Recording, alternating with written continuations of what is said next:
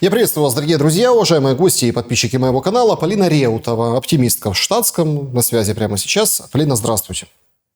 Здравствуйте, Александр. Здравствуйте, уважаемые зрители. Очень много кто за последние сутки написал о встречах в Стамбуле. Встречах именно, потому что действительно это двухдневный такой своеобразный марафон. Действительно, это дни, которые не похожи друг на друга, и, конечно же, реакции, которые не похожи. Пресса сливает страшные подробности о том, что смотрите, какая недоговороспособная российская делегация, говорят, и воевать будем сколько хотите, и Крым признавайте, и Сумы, Харьков отберем. С украинской стороны, кстати, очень здравый комментарий поступил от спикера МИД Украины Тихого. Ну, как здравый? Он говорит, все, что останется, все, что было на переговорах, останется на переговорах, они закрыты. Наши хорошо держались. Он об украинской делегации, то есть, в принципе, как бы очень показательно. Но слухами земля полнится, и все сейчас очень многие, эмоционируют по этому поводу. Но делегация на официальном уровне сказали, что все хорошо, будут продолжать. А сколько продолжать будут? Что думаете? Я думаю, что будет еще какой-то длительный процесс. И пока что для обеих сторон не слишком симпатично было бы с точки зрения их репутации, наверное, о каких-то подробностях сообщать. Потому что мне кажется, что переговорный процесс, и в данном случае так, безусловно, будет, это, если не компромисс, то серьезные уступки друг другу. Я вот так это вижу. Вместе с тем мы видим, что продолжается вот это разыгрывание циркового представления со взаимными оскорблениями. Скажем честно, начала это все украинская сторона, там, устами лица, считающего себя президентом, про не тот какой-то уровень делегации. Естественно, наш МИД в лице официального спикера госпожи Захаровой ответил тоже. И вот эти вот переброски фразами оскорбительными, они, как мне кажется, не приближают договоренности. И глядя на все это, я пока без особых надежд. Но то, что процесс запущен, это факт. Потому что здесь, как мне кажется, господин Путин очень грамотно на растяжку украинскую сторону поставил, вызвав фактически в Стамбул. И вот эти отыгрывания, которые были со стороны Зеленского, дескать, вот я приехал, ты тоже приезжаю, из серии «Стадион как стадион», вот это известно, забиваем стрелку, будем общаться на сцене. Но это не Порошенко. Порошенко тоже с клоунскими, как мне представляется, замашками. Это Путина, с ним так говорить на языке ультиматумов. Тем более не секрет, как российский президент относится к Зеленскому как к фигуре уже нелегитимной раз и как к фигуре довольно хамской на уровне личной неприязни два. Но то, что уже процесс переговорный начался, прямой, так или иначе, тоже прямой. То есть уже не ходят, не бегают, этот цирк с конями не устраивают, с беготней по соседним офисам. Это было в Саудовской Аравии. То есть это уже какое-то прямое заседание. И отчасти Российская Федерация здесь пас дает, говоря о том, что да, мы понимаем, у вас субъектность отсутствует чуть более чем полностью, но у вас есть шанс, мы позволяем вам роскошь доказать обратное, может быть, даже сохранив лицо, с тем, что они выходят от своего имени, украинская сторона, а не устами Вашингтона, Лондона и Парижа. То есть я думаю, что смотрите, тут вопрос спорный, потому что Вашингтон, Лондон, Париж, и Берлин немножко. И Берлин, да. Они в связке с Владимиром Зеленским. Это показало, как там встреча на прошлых выходных в Киеве, так и вот в Тиране тоже встреча, где они тоже вместе собрались кучкой, положили телефон на громко и пытались звонить Трампу. Об итогах этого разговора, непонятно, да, то есть что к чему, но сейчас вовсю уже Зеленский качает тему санкций. Мол, видите как, не получилось, но вот... Это очень смешно. Благодаря маразматику Байдену здесь, как говорится, да чтоб ты был здоров, Михаил Сергеевич Карпачев, перестройка, перестрелка, перекличка, он такую услугу российской стороне оказал, неоценимую просто, повводив вообще все, что можно, и уничтожив любой страх, даже если он был со стороны Российской Федерации в отношении каких-то там санкций. Это самое смешное на самом деле. И это далеко не последний аргумент в споре, ну, по форме и по сути, потому что после 3 лет войны полагать, что Россия, на которую санкции наложено как невероятно немеренное количество, вдруг внезапно испугается еще какого-то пакета или пакетика, как шутка ходила после вот этого избіговиська в поезде у Крозлозницы. Это очень смешно на самом деле. Поэтому, возможно, есть какие-то еще рычаги давления, которые мы не осознаем, не понимаем, но это точно не санкции, мягко говоря. Ну, в общем, это идет раскачка в эту сторону. Однако, на следующей неделе вот уже глава разведки украинской Буданов сообщил, будет обмен 1000 на 1000. Это самый крупный обмен. Многие, даже там те, которые скептически относятся к процессу как к финальной точкой которого будет мир, они все равно говорят о том, что это уже позитивный и хороший результат. Но только проблема, да, что меньшие обмены, но тоже регулярные, они же проводились и дальше. Если подводить итоги Стамбула, начать, ради того, чтобы начать, то есть Да. как бы овчинка выделки вообще стоит? Да, но это более символический шаг. И там вообще много символизма. И в дате много символизма, потому что была назначена та дата, с которой все закончилось в 2022 году. Еще это первое. Второе. В составе российской делегации тоже я усматриваю символизм, что именно господин Мединский, в частности, был выбран в качестве ее руководителя, так же, как и в 2022 году. И сам факт начала худо, бедно, криво, косо, но прямых взаимодействий публичных, потому что коню понятно, что они не прекращались, не публичные прямые взаимодействия по тем же гуманитарным темам, там, по обмену пленными и так далее, не без участия Объединенных Арабских Эмиратов и в принципе, арабских стран, которые вот этими гуманитарными темами занимаются в плане коммуникации. Но, тем не менее, прямые переговоры в той или иной форме, они и между военными, кстати, тоже, о чем мне известно очень хорошо, я просто знаю примеры такие. Все это происходило. А здесь уже акт такого публичного символизма, что сделали так заранее, что к этому было приковано внимание всего мира. И такова постановка вопроса, дескать, впервые общаемся с 22 года. Но публично это действительно так выглядит. Да, с 22 года впервые такое прямое общение. И здесь это надо понимать, как мне кажется, в публичной плоскости Россия на серьезную жертву пошла в данном случае, потому что какой нарратив считается, что украинское государство в нынешней форме, уже квазигосударственное образование, если честно, имеет под собой террористическую подоплеку и ведет себя террористически нелегитимно и т.д. Но, тем не меньше, Россия вышла и сказала, что, хорошо, давайте говорить. И пошла на прямые взаимодействия, уже без каких-то посреднических услуг со стороны Соединенных Штатов. Еврорейх, понятно, вот эта так называемая Европа, ее там не стояло вообще, а вот Соединенные Штаты уже как конвенциональная фигура.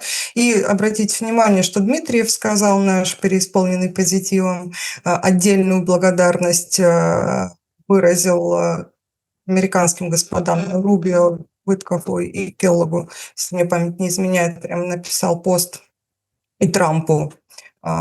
То есть подчеркнуто довольно серьезным лицом с нашей стороны, который участвует в коммуникациях непосредственных, в том числе по украинской теме, что здесь, скажем так, сыграла роль участие Соединенных Штатов вот в том смысле, что этот диалог прямой, публичный начался, потому что там благодарность была выражена американским коллегам. А кого больше заставляли американцы? Российскую или украинскую сторону, если объективно посмотреть? Украинскую 100%.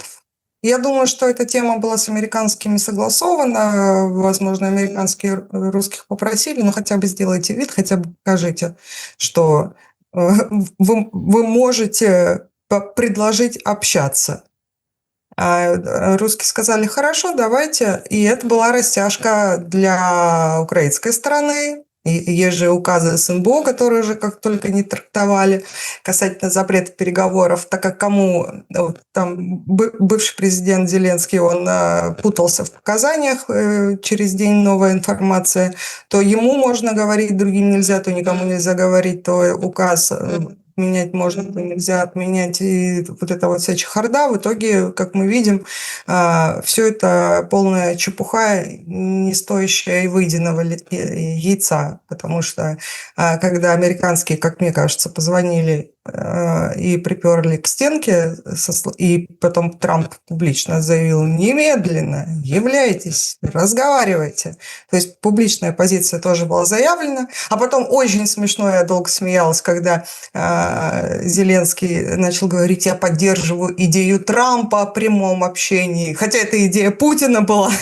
Это Путин сказал, давайте напрямую общаться. А почему-то она трансформировалась в идею Трампа. Хотя это Путин сказал. Нет, ну понятно, что Путин предложил возобновить Стамбул. Но давайте попробуем разобраться. Да. А Стамбул сейчас, это очень важный момент. Стамбул сейчас, он там украинской стороне с точки зрения украинского понимания происходящего и борьбы уже 4-й год, это невыгодная история вообще. То есть, это капитуляция. То есть, Стамбул равно капитуляция. Имеется в виду, понятно, да, сокращение армии, не вступление, нейтралитет, никуда никто не вступает.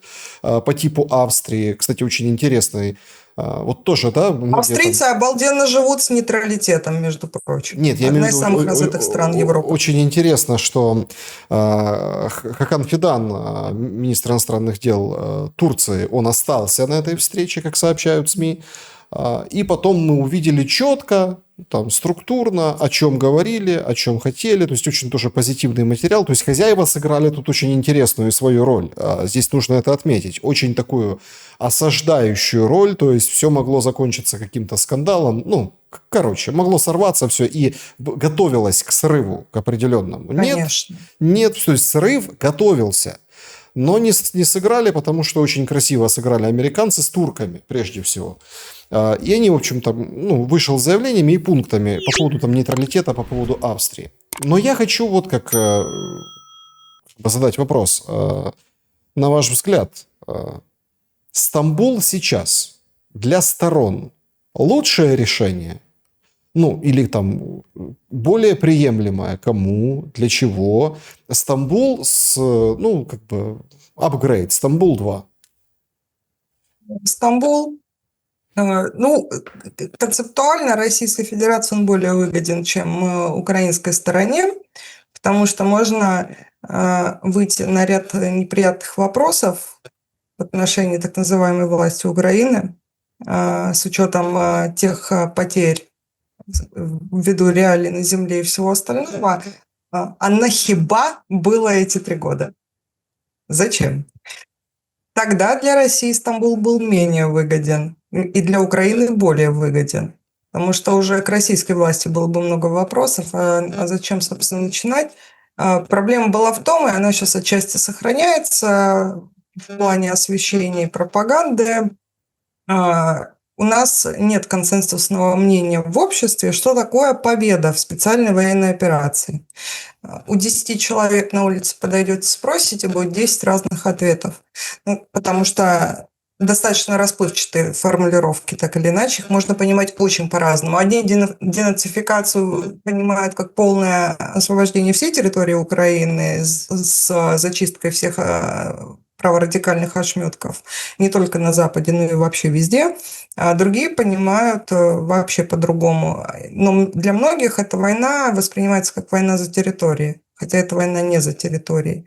Вот. И в том контексте для России был менее выгоден Стамбул, но она была готова на это пойти, просто потому что менее выгоден даже с точки зрения информационной пропаганды и дальнейшей интерпретации этих событий. Потому что люди привычно считают, что война преимущественно за территорией все-таки идет. Вот такая классическая тема по реалии на земле.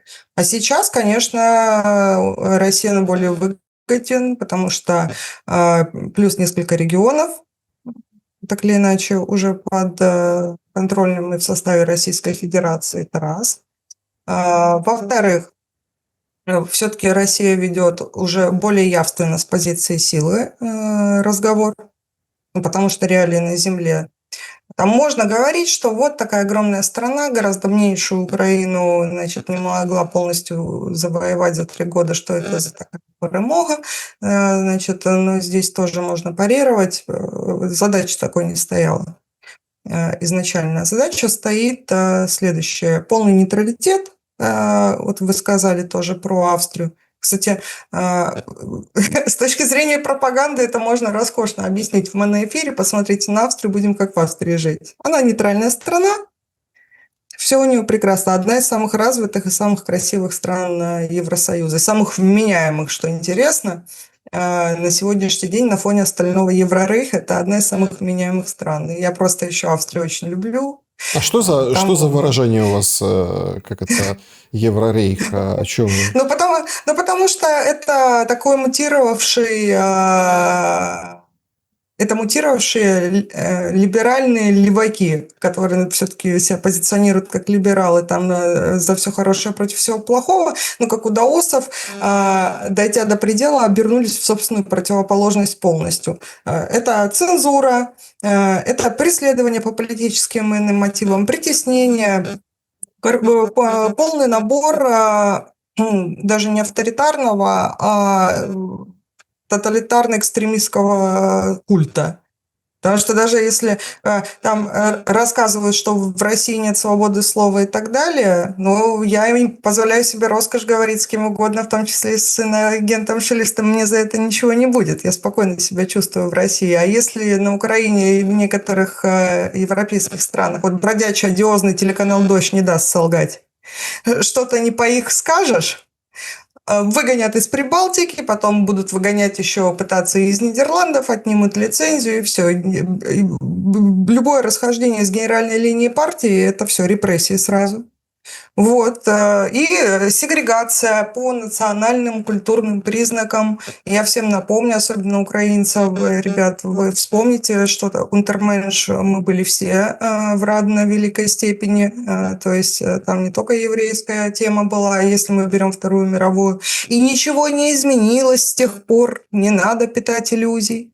Все то же самое, мы все унтерменши, и на радость нашему подлинному общему врагу в лице вот этого коллективного мутировавшего неолиберально-фашистского Запада, это наш общий враг, мы продолжаем друг друга стираться друг от друга, воевать. Мое глубочайшее убеждение, я надеюсь, что до народа это дойдет все-таки. Кстати, для обеих сторон. То, что у нас подлинный враг, как бы мы не друг для друга, а у нас враг-то там, собственно, из-за этого война идет. Вот. И брать все вот это, возвращаясь к вашему вопросу, с учетом реалий на Земле и с учетом уже существенно ослабшей милитаристской машины Украины, а я напомню, что специальной военной операции предшествовала серьезная накачка оружием. Уже тогда еще война не началась большая. Вот. Это тоже был такой триггер серьезный. Тут же мне вспоминается маленькая историческая отсылка.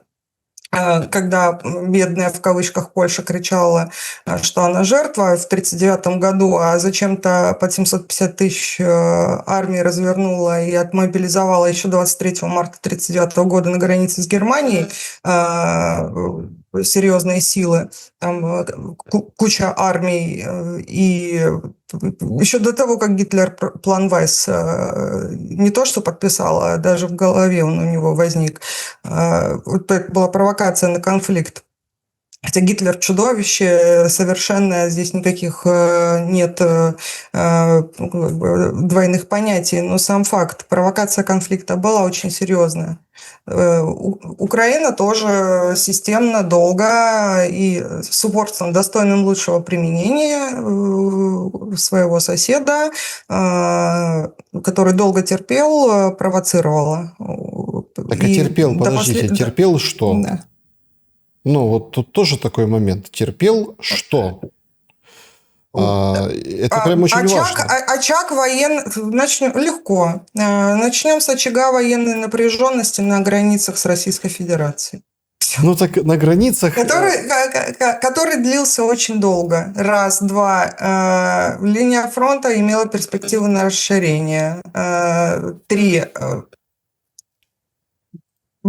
Это когда есть перспектива появления явно недружественных альянсов прямо вот так в подбрюшье, уже имея в виду то, что та же Калининградская губерния находится де-факто в оперативном окружении, наш эксклав, в этом проблема эксклавов вот сейчас.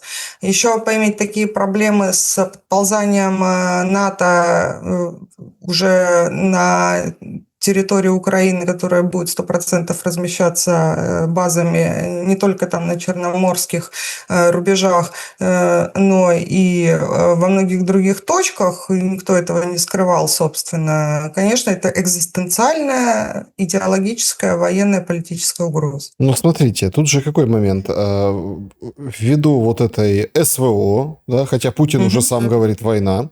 Так и я говорю «война», все говорят Нет, «война». Говорите, вы СВО Это все говорите. байки, Александр, байки, это все про меньше слушайте дождь. Я просто много раз слышала, и от вас в том числе, что значит, сажают там за слово «война», Роскомнадзор там говорит «нет СВО», все это бред, сивы кобылы.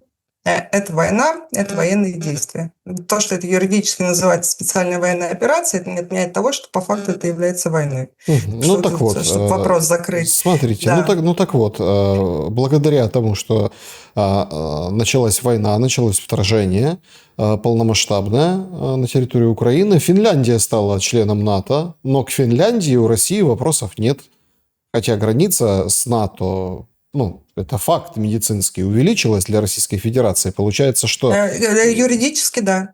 Получается, что это не совсем релевантные аргументы по поводу подбрюшья и приближения границ НАТО к Российской Федерации. Так у нас в Балтийском регионе так НАТО присутствовало аж бегом. Это, во-первых. Во-вторых, это две большие разницы, когда страны номинально члены там, военного альянса в данном случае, но без наличествования большого количества западных других армий раз, техники два, и супротив, Украина, не будучи членом НАТО, была до зубов вооружена разного рода оружием, в том числе дальнобойным, и вооружалась весьма активно. Спасибо Байдену за это, в кавычках. Еще до начала специальной военной операции прямо накануне. И после того, как демократы отвергли требования России, которые отказали фактически России в праве на ее безопасность. Там предлагались вполне конкретные договоренности и по вооружениям, и так далее, и по присутствию войск и техники на границе с Россией, аффилированной Соединенными Штатами, и вот этим вот глобалистским клубом, так называемым неолиберальным, были отвергнуты все требования. Украину продолжали серьезным оружием накачивать, и еще война большая не началась. Это было до этого. Это важный момент. То есть не так, что Россия напала, и тут Украину начали вооружать и всячески помогать. Нет, в обратном порядке было все. Сначала Украину вооружали, наускивали. Зеленский ляпал языком всяческие вещи и про ядерное оружие, и про НАТО, и про всю эту историю. Хотя вообще на других позициях пришел к власти, с другими нарративами, другими обещаниями. И, собственно, вот это вот о чем говорит Мединский и российская сторона. Первопричины. Первопричины – это угроза физическая и экзистенциальная безопасности Российской Федерации. Вот где первопричины. Мгм. Нам немножко меньше повезло в плане нахождения на глобусе. Мы континентальная держава, а не морская, как Соединенные Штаты, когда сухопутных границ по периметру сильно меньше. Вот. И, естественно, из этих реалий Россия исходит, и любое государство будет из этого исходить. Но тут возникает Вот другой и всё. момент, тоже принципиально важный. Значит, Зеленский в Анкаре выдал очень интересную логику. Россия говорит о первопричинах в Стамбуле для того, чтобы войну не заканчивать. А мы предлагаем взять паузу, остановиться, остановить огонь вместе с Макроном Мерцем, этой дружной тройкой Наркоманов. салфетка-ложечников.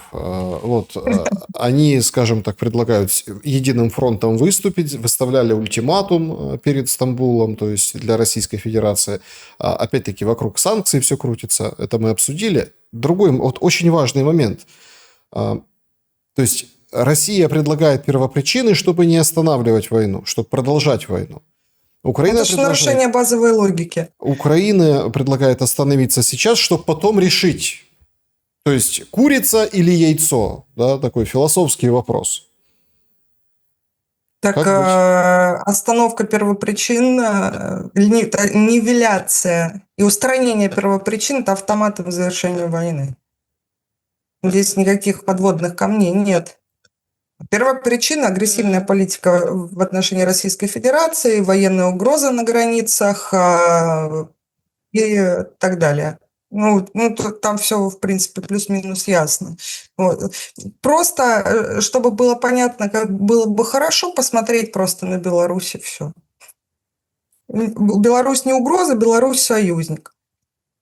Подлинная угроза исходила России со стороны Запада руками Украины. Россия Западу не угрожала. А Украина – это разменная монета. И гораздо логичнее было бы, в принципе, быть союзниками, а не врагами. Было сделано все, чтобы мы стали врагами. К сожалению, Россия это допустила, попустила и долго откладывала решение вопроса, а болезнь, она как хроническое прогрессирующее заболевание какое-нибудь серьезное без лечения. То есть если, там, условно говоря, в голове, в мозгу какие-то изменения злокачественные происходят, что несет за собой головную боль, человек просто выпивает таблетку от боли, но опухоль-то она только растет. И в любом случае случится ситуация, когда оперативное вмешательство будет необходимым. На какие уступки готова Россия, на какие Украина? Как вам кажется по состоянию на сейчас? Знаете, причем вот самый интересный момент. Раньше это считалось, пропагандой махровой. Говорить об уступках сторон. Но после того, как процесс пошел, то есть будут встречи еще, войну, понятное дело, никто не останавливал, на фронте есть движение в одну сторону, и там удары дальнобойные, дронами, там чем-то еще со стороны Украины по стороне российской. То есть это мы все наблюдаем. То есть фронт как бы в стороне оказался от вот этих договоренностей. Но по уступкам следует пройтись. Если брать за основу Стамбула, что готова уступить Россия, что готова уступить Украина. Пока, непримиримость сторон, она пока на столе. Сам факт того, что Россия пошла разговаривать напрямую, это уже большая первая уступка. Ее могло не быть, это раз. Два. Сам факт возможности остановки на тех рубежах или близких к тому, или на заявленных, и дальше не идем, хотя есть такой ресурс. Сам факт того, что Россия предлагает остановиться вот на том перечне, который сейчас есть, в том числе в плане территории, это уже огромная уступка. Это уже уступка. Вот что нужно понять. Сам факт разговора раз, и само предложение, сам факт возможности остановки на тех областях, если берем территории, так просто проще рассуждать, по картам смотреть, это уже уступка. И это надо четко понимать. Вот в чем уступка. Это со стороны России. А со стороны Украины, это как... Ну, опять-таки, если болезнь не лечить, она будет только обостряться. Здесь вообще про уступки речи не идет. Во-первых, полное отсутствие субъектности. Во-вторых, Трамп в очередной раз, кажется, вчера прямым текстом сказал, и совершенно прав в этом рассуждении, что козырей, как так он выразился, Ну, как обычно, Зеленского козырей особо-то нет. и нет. Да. Да, козырей нет, и это совершенная правда. Ну, какие могут быть козыри? Моноэфир будет дальше людям мозги промывать и дальше будет басифицировать, отправлять людей на убой, и все. И худо-бедно будет Европа, вот эта коалиция наркоманских желающих, возможно, каким-то образом поддерживать возможность вести боевые действия без серьезных успехов на фронте с украинской стороны. Ситуация будет только усугубляться. И то, что сказали, что из 5 областей может стать 7, а то и 8, совершенно правда, такими темпами так и будет. Поэтому сам факт остановки Российской Федерации, о том, что она заявляет о готовности остановиться, это уже уступка. Хотя она могла этого не делать. Я, знаете, вот слушаю вас, а у меня перед глазами Зеленский, который говорит о том, что мы пошли на эти переговоры, это уже уступка. Ну, это вот фактически прямая речь, прямая цитата. Да, только с позиции силы здесь кто все-таки выступает? А тут Очень легко, непонятно, понимаете, в чем дело? очень легко сравнить. Есть научное сравнение, я вам сейчас его дам. Посмотрите, что было в 22-м и что сейчас. У кого лучше ситуация? Вот это, кстати, Вот и все. очень поразительный и важный момент, потому что, ну, вот он мне друг пишет, говорит, заезжал, он с Харьковской области, говорит, проезжал область и решил к другу заехать в 23-м году. Ну, погиб на войне человек, решил на могилу заехать. Я обалдел, то есть он даже там не снял видео, ну, не хочу это там, в общем, показывать. Он на машине ехал, прям посмотрел, 260 метров в области просто, это там, ну, там райцентр недалеко, поселки, Харьковская область, 260 метров плюсом ему нужно проехать по дороге понад кладбищем. То есть 200, это очень много на самом деле, потому что это же не просто там 260 метров выложить все так вот, да, вот, а это еще как бы вглубь, это все определенный участок. То есть это, конечно, в этом отношении ужас. Но проблема в том, что Зеленскому не вспомнят этого. Вот такое ощущение складывается по тому, как ведется политика сейчас, что, ну, уже переобулись. И, например, люди, которые вспоминают там указ, тот, который вы тоже вспоминали, там, по введению в силу решения СНБО, о том, когда он говорит, что мы будем говорить уже с другим президентом. Ну, вы как бы помним, это 22 год, осень, после как раз референдумов в Российской Федерации на оккупированных территориях. Получается, что как бы вот это было в прошлом, это мы забыли, а сейчас у нас какая диспозиция? Украина требует Россию остановить огонь, остановиться, да? Россия требует разобраться с первопричинами, а потом уже как бы останавливаться. Непонятен Трамп. Вот что ему ближе? Почему Трамп с его такой прямотой, он, понятное дело, сегодня говорит одно, завтра другое, послезавтра третье, в зависимости от того, кто подойдет и на ушко шепнет. Это мы уже как бы поняли. Но почему он ничего в этом отношении, ну, как бы, Украина обвиняет, что он российскую сторону занимает, россияне в шоке от того, что это елки-палки, говорят, тут одно говорит, тут другое говорит, тут санкции, тут это. В общем, что важнее, да, для Трампа и вот с Путиным будет встреча или не будет встреча? В Ватикане или не в Ватикане? И решится на ней что-то, или вообще ничего не решится, а будет вот встреча ради встречи. То есть тут какой-то такой очень интересный пасьянс раскладывается с непонятной картой там, американской. Встреча, конечно, будет, и она готовится. Есть рабочие группы, которые работают непосредственно. Одна из рабочих групп с обеих сторон работает непосредственно на подготовку встречи двух президентов. Конечно, она будет, но с тем, чтобы не нанести ущерб и чтобы этому не помешать, понятное дело, что держится в тайне и дата, и локация. Предмет беседы более чем широкий, и обе стороны подчеркивали, и я полагаю, что это соответствует действительности, что тема Украины, она одна из ключевых, но не единственная далеко.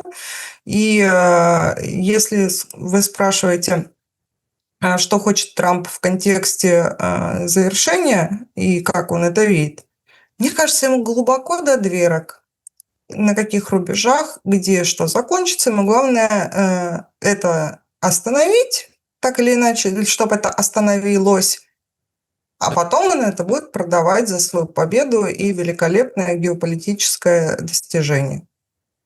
Оперируя тем, что я остановил, хотя могли воевать и дальше. Вот. А на каких границах, что там будет, ему совершенно все равно.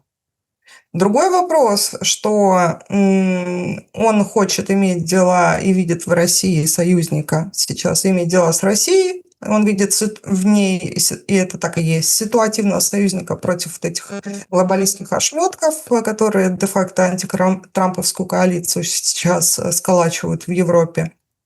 Он видит там Россию союзником, и он будет готов идти не на уступки, а соглашаться, на сей раз уже соглашаться с правом России на безопасность, во-первых. Во-вторых, Белый дом не далее, как, по-моему, вчера, и что соответствует действительности, заявил, что мы признаем и понимаем реалии на земле. Мы не фантазеры. Там вот Да, Госдеп. буквально Работник Госдепа.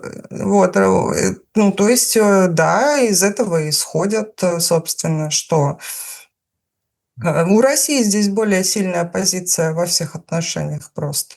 А с тем, чтобы с ней дальше договариваться, на это идет упор, потому что много плюшек, предположительно, может быть и в плане сотрудничества, и тоже и с китайскими темами, и с Европой. Здесь союзник ситуативный, Россия, получается. А зачем Трампу ставить на несколько порядков более слабую, несубъектную Украину в ситуации, когда взаимодействие с Россией ему выгоднее раз в миллиард?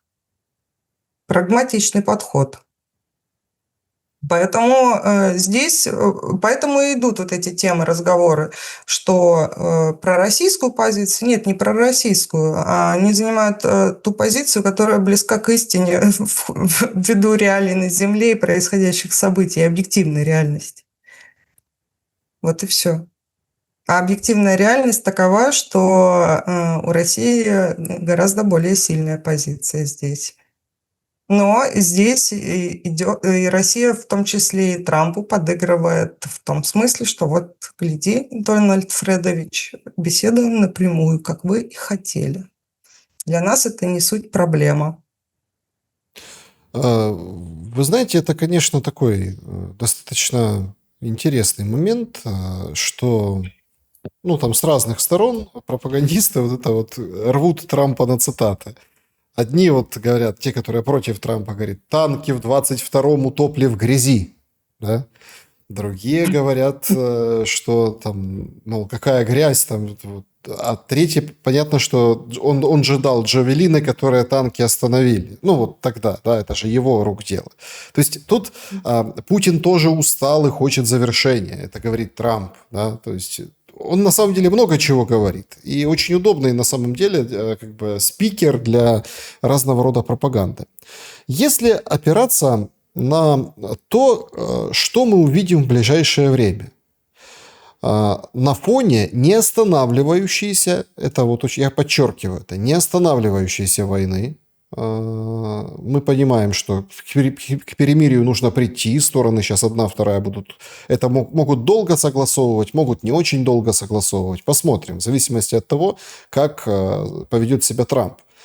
Ведь по большому счету вот эти 2 стамбульские ночи или там 2 стамбульских дня, это ведь был перформанс одной и другой стороны для Трампа. Для Трампа. Чтобы тот вышел и сказал: «О, браво, брависсимо, никто этого не смог сделать, а я смог, я усадил 2 стороны напротив друг друга». А там уже это все детали. Но Трамп долго не будет почивать на лаврах с этим результатом, он же захочет, наверное, какое-то продолжение. Как вам кажется, все затянется в показушничество вот такого рода?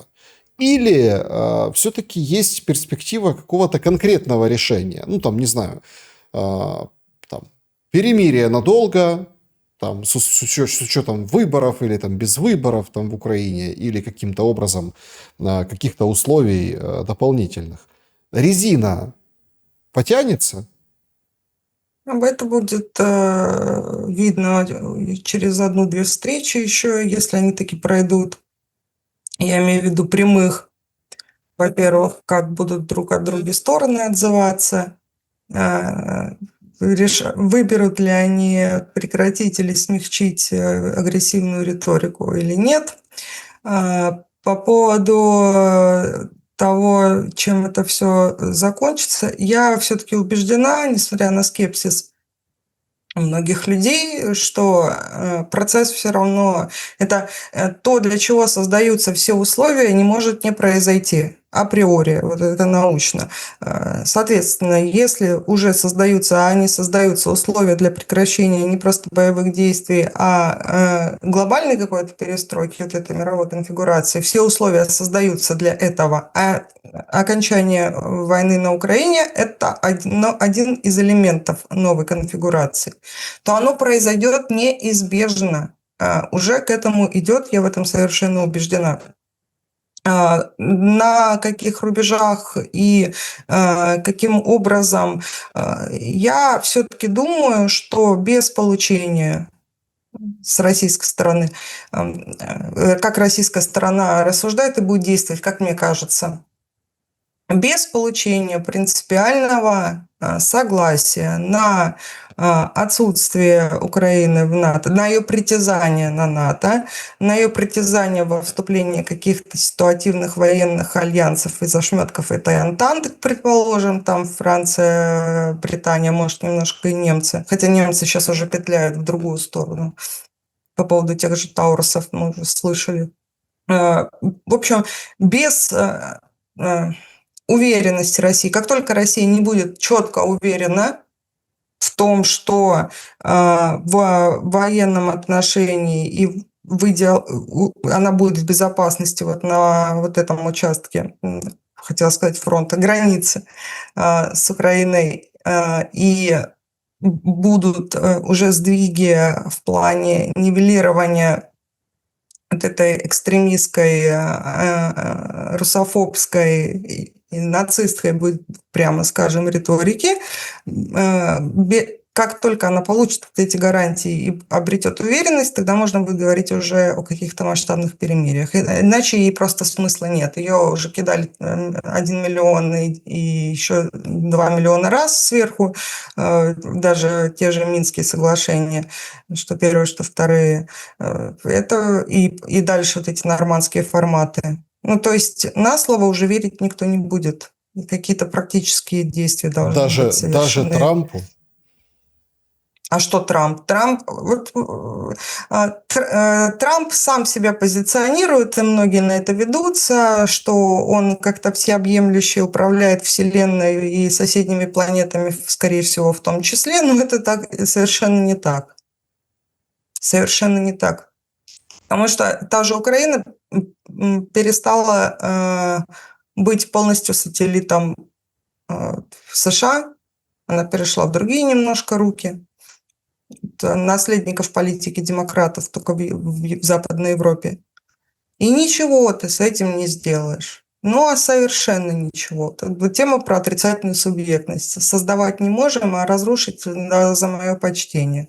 Потому что сейчас главные хозяева, грубо звучит, ну как есть, они не в Вашингтоне уже сидят.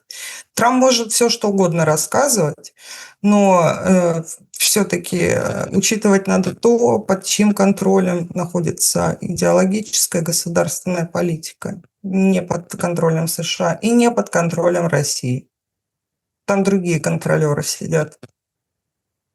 Другой вопрос, что без серьезного обеспечения там, оружием, деньгами и другими плюшками, необходимыми на фронте и в политике со стороны Соединенных Штатов, вот этот вот курс Украине будет сильно тяжелее поддерживать, это да. И в этом смысле влияние опосредованно может быть и будет оказано, я думаю. Но полагать, что Трамп... Потому что Трамп, как вы верно сказали, если послушать, почитать, складывается впечатление, что он управляет вообще нашей галактикой и 3 соседними. Причем единолично. Но это не так совершенно. Какие-то оказывает влияние на процессы, да, пиарится, да, с использованием всех современных технологий и средств массовой коммуникации получается очень здорово, цитируют все, обсуждают тоже все, но если из вот этого вот потока информации довольно пустой вычленить главное, опять-таки касаясь российско-украинского конфликта, ему главное, чтобы он просто завершился. А в какой точке на карте ему совершенно наплевать. Вот и все. Вот это надо понимать. Там не про интересы России, не про интересы Украины, ему сам факт завершения нужен. С тем, чтобы на этом пиариться и продавать дальше своей аудитории как великолепное выполнение одного из ключевых предвыборных обещаний. Нет, ну уже же есть вот эти публикации, да, вы тоже, может, видели о том, что ну, там журналисты пишут, там, Навальная, еще Ассанж, еще там ряд людей, и Трамп, как претенденты на премию мира в 2025 году.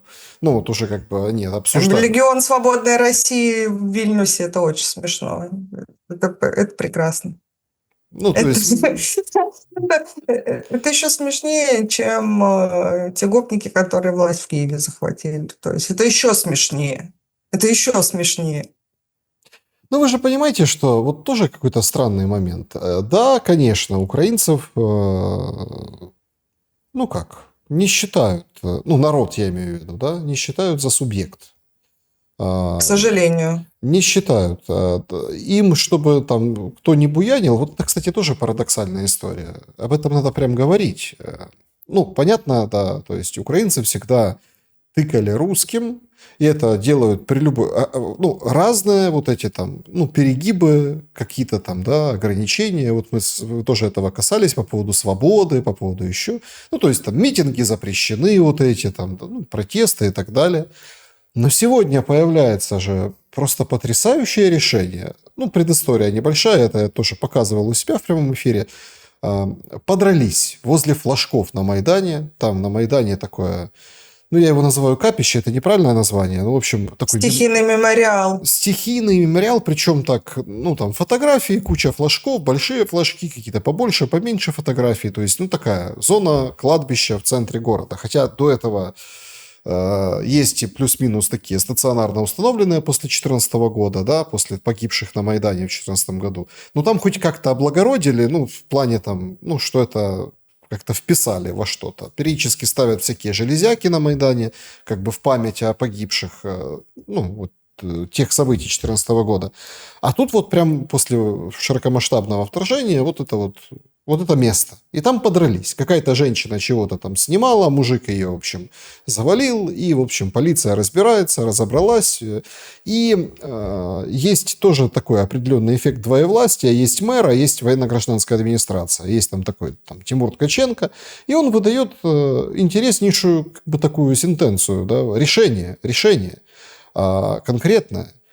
В общем, запретить там вообще любые, кроме поминальных каких-то вот этих чествований, да, запретить вообще любые сборы там.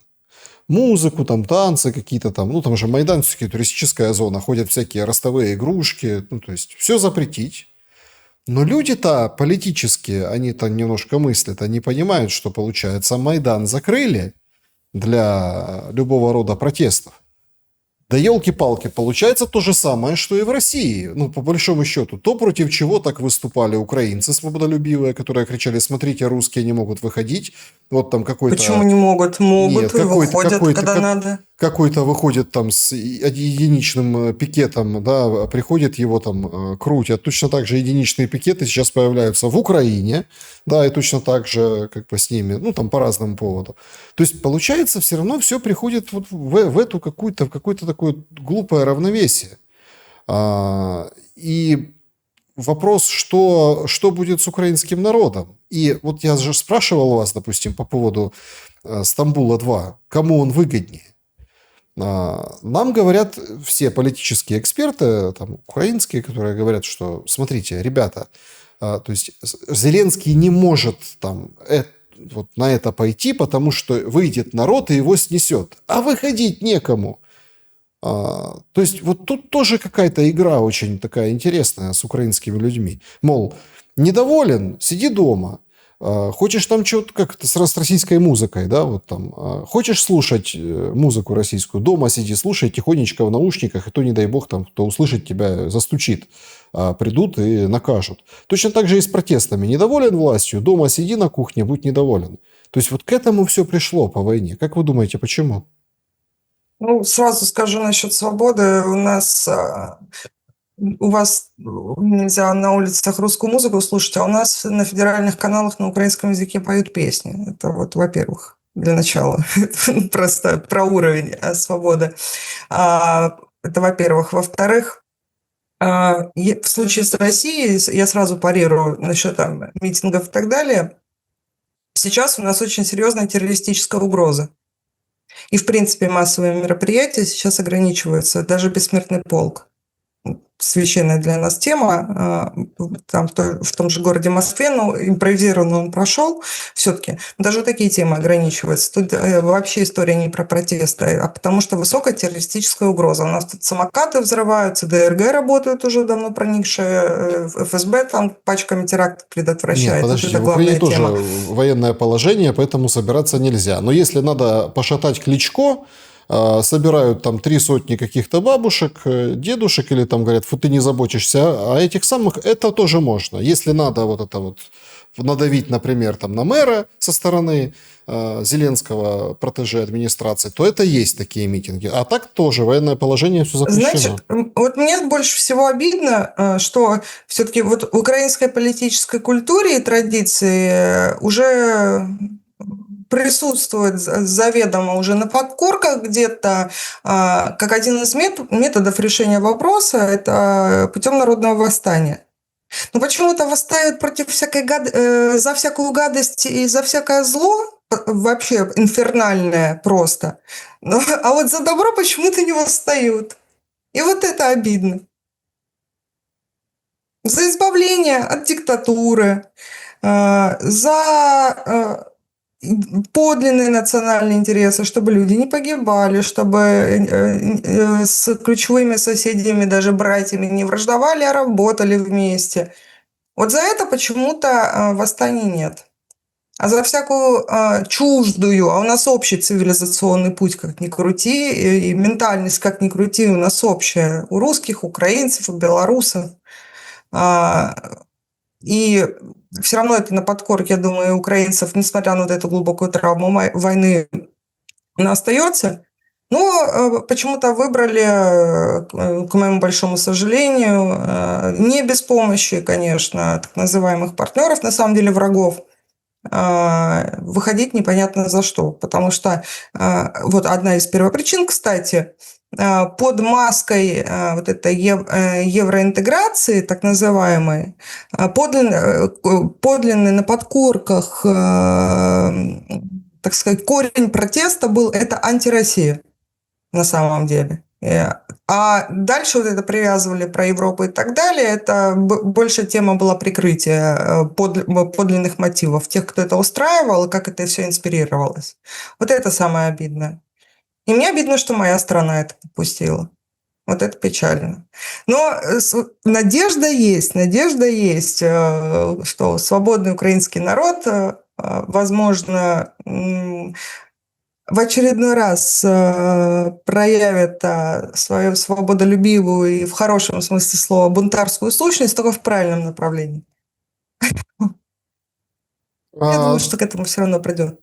Потому что если как вот это подогревание вот этих вот нарративов, и вот то, что остается в голове, или как мышление строится, особенно когда человек находится в контексте вот этом вполне конкретном, агрессивном и строго направленном, это должно подпитываться ресурсами, деньгами и так далее. Если люди, захватившие власть в Киеве, будут этого постепенно лишаться. Вот это вопрос, опять-таки, тоже про поддержку со стороны Штатов. Да? Будут и вектора меняться, в том числе в головах людей. Вот на это большая надежда. Потому что Россия, так или иначе, сейчас еще важный момент, тоже многие спрашивают, почему же не повлияем информационно и так далее. Да потому что все ключевые средства массовой коммуникации не находятся под контролем России. Они контролируются совсем другими людьми, это технологии, это владельцы и так далее. Вот. В этом тоже наш проигрыш большой был. И внутри нас, в том числе, эта тема однажды чуть не уничтожила, кстати.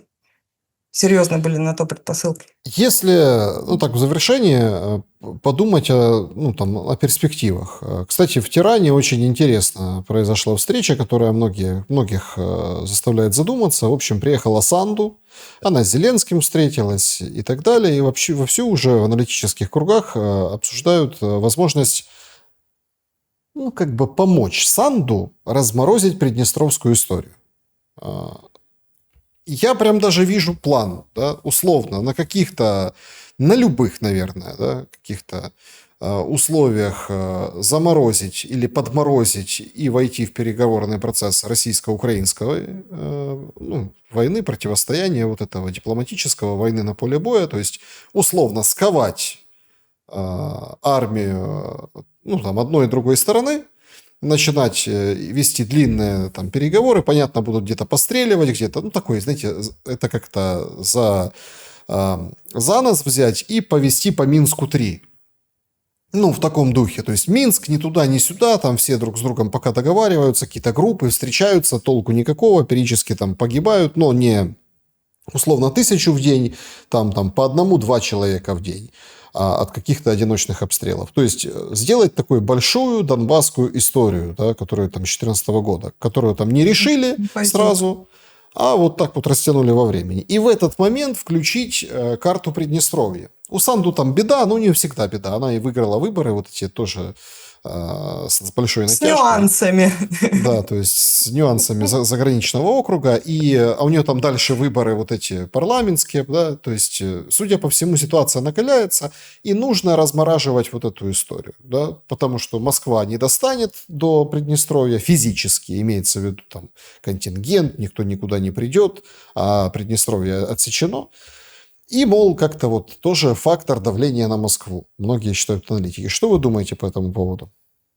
Я думаю, что это очень вряд ли. Сейчас объясню, почему. Когда была кампания 2008 года, 08.08.2008, одним из главных аргументов России, точнее не одним из, а таким базовым аргументом, когда Дмитрий Анатольевич у нас президентом был, почему мы пошли на помощь Абхазии и Осетии, потому что там более 70% граждан Российской Федерации было, и это конституционное право России защищать своих граждан от потенциальной угрозы, в том числе военной, особенно военной. А в Приднестровье более 90% граждан России. Это раз. И два, то есть, скажем так, пойдут наши теми путями, которые очень не понравятся ни Санду, ни ее друзьям, побратимам, подельникам. Я думаю, что это принципиальный вопрос, и нет. Или не сейчас. В том числе с учетом, если открыть глобус Украины, посмотреть, с чем Приднестровье граничит, неприятная для Украины может ситуация случиться, если Приднестровью, ее жителям и этой территории будет грозить какая-то опасность с точки зрения России, с точки зрения этих людей. Это де-факто тоже эксклав России. Приднестровье де-факто это эксклав России. Де-юре нет, а де-факто это эксклав тоже. И расположены в очень интересном месте на карте. Я очень сильно сомневаюсь. По этим причинам. Полина Реутова была моей собеседницей сегодня. Спасибо большое за время и мысли. Спасибо вам, Александр. Спасибо, уважаемые зрители. Друзья, спасибо, что посмотрели это видео. Напишите, что думаете в комментариях. Берегите себя и друг друга. Добра и света.